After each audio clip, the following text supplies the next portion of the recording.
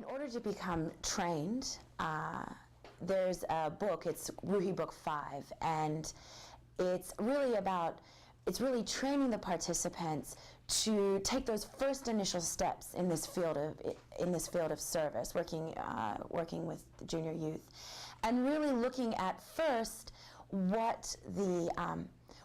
one should be working with this population, and how really this group are walking sort of on this path of investigation of what truth is, and these materials really assist them in that journey. The junior youth groups, as we all know, for those of us who have worked with this population, they're not going to sit for 2 hours and read in a circle. And so other components are critical and important. And so when I've asked junior youth, what do you enjoy most about your junior youth class, the things they say are the friendships. I really like my animators because they're cool and they listen to me. We do other activities. We do social activities. We go and do service. I mean, I think a great thing about this age group is that they can very quickly read something and try and translate it into action if the channel's there for them. So when setting up your junior youth class, I think it's so much different than like doing an assignment for school where you get homework and you do the assignment and it's done and you close the book and you bring it in the next day. But actually, this population is an ongoing conversation, and it's an ongoing study of what it means to be their age and how they can contribute to the world, and doing service in their communities, and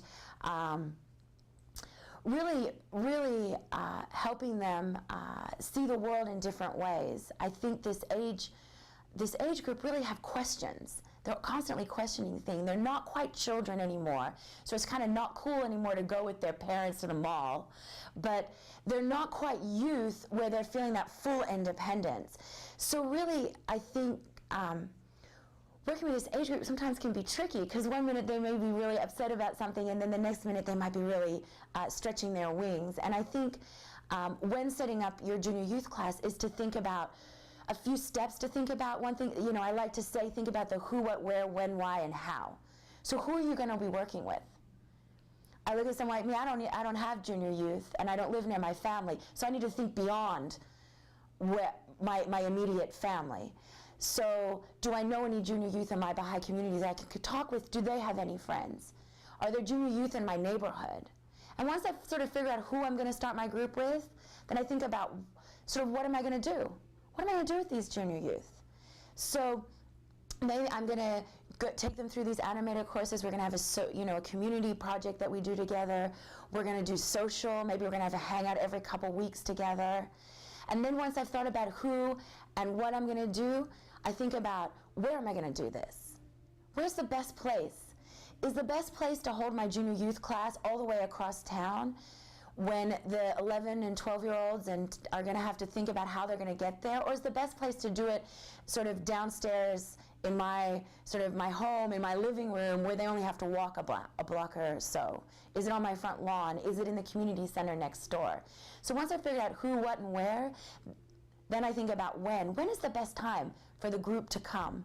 When's the best for them? I know for me the best might be like after work, when I get home around 7 on Wednesday night. But for the junior youth, that might be when they need to do their homework. So maybe Sunday morning, maybe Saturday night, maybe Friday night. So now I've thought about who, what, where, when, and then why. Why should I engage in this service? Why is this so important to be doing? Why am I, as a youth, being asked to be working with this population? So we've now thought about who, what, where, when, why, and then how. What are my resources? Who do I need to ask? Well, the first person is, ask your Cluster Institute coordinator. Say, I need to get trained. I want to be working with the junior youth. How can I make that happen? You may go to your local spiritual assembly and say, I'm ready to work with the population, and here are the things I need help with. I need someone who can pick up the junior youth and bring them. I need someone who's going to help chaperone them when we're going on a service project. What are my other resources that I need?